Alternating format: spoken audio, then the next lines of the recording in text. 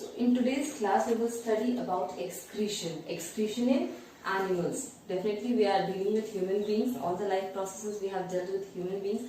So the last topic of life processes, that is excretion, we will deal with the human body. Now you all know what is excretion. Excretion is the removal of waste materials, toxic waste materials from the body. Removal of toxic waste materials from the body. Why I am saying the toxic waste? Because these are the waste which needs to be eliminated from our body, because these toxic waste may damage our functioning. So that's why they need to be removed from our body. Now what are the waste? These waste are called as nitrogenous waste. So what does the nitrogenous waste consist of? Nitrogenous waste which we excrete out consists of urea, uric acid, water, glucose, amino acids, many ions. Okay, so it's not necessary that the nitrogenous waste which it contains, that is urea, uric acid, glucose, amino acids, water, etc., all are waste only. No, all are not waste. Okay, but how we have to know that how that waste or important things are transported from the kidney to form the urine. Now first we will see about the structure of excretory system. Okay, so the main organ which help in the excretion is the kidney. So here you can see the structure of excretory system. This is the kidney. It is bean shaped and it contains millions of nephrons. So what are nephrons? Nephrons are the basic unit of kidney which help in excretion. Basic unit of kidney. So nephrons are the basic unit of kidney which help in the excretion. We will study about the structure of nephron in detail. Now first just we have to know what are the functions of these parts. First, this is the kidney. What happens? This kidney contains the we can say the toxic substances, and from kidney the urine formed in the kidney passes to the ureter. So this is the ureter. Ureter. So ureter brings the urine from the kidney to the urinary bladder. So here it is the urinary bladder. Urinary bladder. And last one, this is the urethra.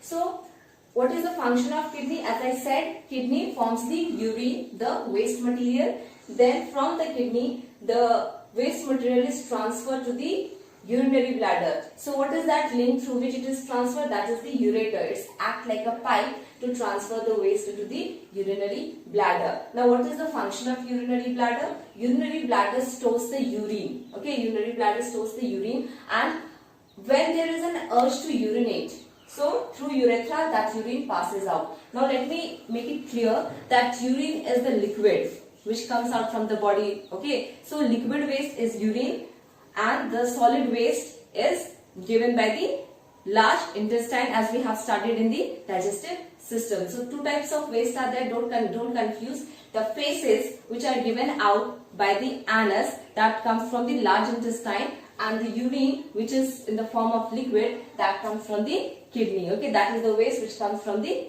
kidney. So now we will study the structure of nephron. So first we will know what are these. These are, this red one is the renal artery. Renal is the term associated with kidney. Wherever you see the term, like we say cardiac, immediately when we hear the word cardiac, we come to know that yes, that word is related to heart. In the same way, the renal term is related to kidney. So this is renal artery, and this is renal vein. Now what it does, renal artery brings the impure blood. Impure blood means that that blood which consists of all the nitrogenous waste inside 8. So that contains the impure blood and it goes into the kidney, and in the kidney that impure blood is made pure, and the some of the important substances are also getting absorbed, and those substances passes through the renal vein again to the heart for purification, more purification. Now we will we saw that in the kidney nephrons are present. What are nephrons? Nephrons are the basic unit of kidney. Now why do we say that nephrons are the basic unit of kidney? Because the urine formation occurs in the nephrons present in the kidney. Means urine formation, how it occurs? We say that impure blood enters the kidney. So can we say that impure blood contains only the waste products? No. Impure blood does not contain only the waste products. Along with the waste products, they contain the important substances which need to be sent back again to the blood capillaries. Okay, so now we will study that how urine formation takes place in the nephrons, okay, present in the kidney. So this is the structure of nephron. Nephron. If you see the kidney consists of millions of nephrons. Now this is the structure of a single nephron, how it looks. So these two pipe-like structure which you are seeing, this is the afferent arteriole,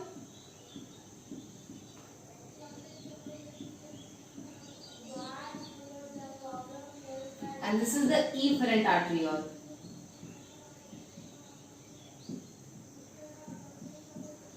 So what happens, the impure blood, as I say, renal artery brings the impure blood to the kidney. So in the kidney, the nephrons consist of afferent arterioles. So this afferent arteriole is connected with the renal artery. So that impure blood enters into the nephron. So what happens, that impure blood consists of waste materials along with some important substances which needs to be sent back again to the blood. So here it is bringing, this is the glomerulus. It acts like a filter. Glomerulus. So here what happens, it is also known as the glomerulus filtration. Why? Because here only the filtration starts.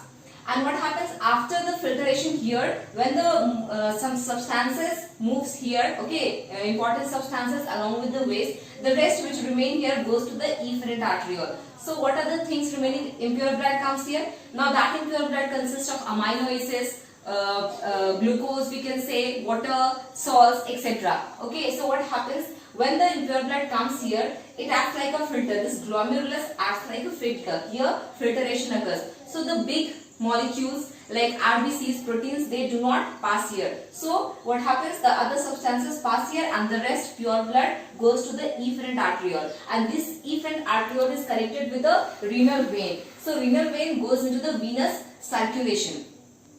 Venous circulation means from the heart, the artery brings the blood to various parts of the body, that is the arterial circulation, and then from various parts of the body, the blood goes to again to the heart and then to the lungs. So that occurs to the venous circulation.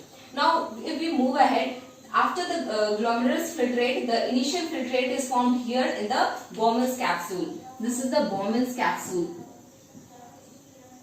Bowman's capsule. Here the rest of the filtrate come here. So this is known as the initial filtrate. Initial filtrate. So what are the things filtered here? Protein and RBCs are not filtered here. Here urea, amino acid, glucose, salt, water are filtered here. Urea, amino acids, glucose, water, salt, etc. are filtered here. Now what we have to see, that only the waste product should come out in the excretory system, not the main product. So glucose and amino acids, they are not the waste product. So what happens here, this convolution you can see, this is the tubule, the renal tubule. So here convolution, you can see this convolution is known as the PCT, proximal convoluted tubule. Convoluted tubule. So here what happens, here the reabsorption starts. So after the initial filtrate is formed, reabsorption of important substances start. So why reabsorption starts? So that those important substances which are absorbed in the renal tubule may be sent back into the blood capillaries. So here in the proximal convoluted tubule, especially amino acids and glucose is reabsorbed. Amino acids and glucose is reabsorbed. Okay, here, so in PCT we can say that maximum reabsorption of the nutrients takes place. Maximum reabsorption occurs in the PCT. Here along with the amino acids and glucose, some amount of water is also reabsorbed. Now the rest filtrate which are left, they move to this tubular structure, and this tubular U-shaped structure is known as the loop of Henle. Loop of Henle. It's like a loop. Okay, it's forming a loop, so it is known as loop of Henle. Here what happened? Here also some absorption takes place, reabsorption. So what are the things reabsorbed here? Here maximum water reabsorption takes place. Maximum water reabsorption, and salts and ions are reabsorbed here. So here water, and this side salts and ions are reabsorbed. Now the other things which are left, like urea and the rest of the water which are left, goes to the distal convoluted tubule. This is the DCT. Distal convoluted tubule. So here also some amount of absorption takes place. Now the rest portion, mainly the water and the urea which is left, goes to this structure, and this structure is known as the main duct or the collecting duct. Collecting duct. So this is known as the main duct or the collecting duct. Here what happens? The urea and some of the water are reabsorbed here. Now here the urea and water together forms the urine. So in the main duct, urine is formed. Now what happens? This main duct is connected to the ureter. As I said, this kidney, it is having the ureter so that the urine could pass to the urinary bladder. So this main duct is connected with the ureter. So this urine passes to the ureter, and from the ureter it passes to the urinary bladder where the urine is stored. So this is all about the function of nephron which help in the formation of urine. Now as I said here, this efferent arteriole and blood capillaries are present here. Okay, in the coiled form, blood capillaries are present. So the reabsorbed part, like amino acids, glucose, the important substances which are not excreted from our body, that are absorbed in the blood capillaries which are present in the coiled form. So this was about excretion. Now you might have heard about that some people have kidney failure. Means their kidney is not working properly. It means that the amount of toxic substances in their body is increasing. So how it happens, that how that toxic substances need to be removed? Okay, so for that a process known as artificial kidney or hemodialysis is done. Okay, so now in that what happens, a dialyzer machine is there, and in that dialyzer machine a dialyzer fluid is also there. So in that fluid, all the components which are present in the blood, that fluid contains, but what is not present in that blood, that is urea. So what happens, the blood from the patient is taken into the dialyzer machine, and in the dialyzer machine what happens, since there is no blood in the dialyzer, there is no urea in the dialyzer fluid, so the concentration of urea in the blood of the human is more. So what happens, that urea goes into the dialyzer fluid and the blood becomes impure. Then that blood again passes through the tubules, and then finally it reaches again, that pure blood goes into the body of the patient. So this is how if the kidney is not working properly, artificial kidneys are used. So this was all about life processes.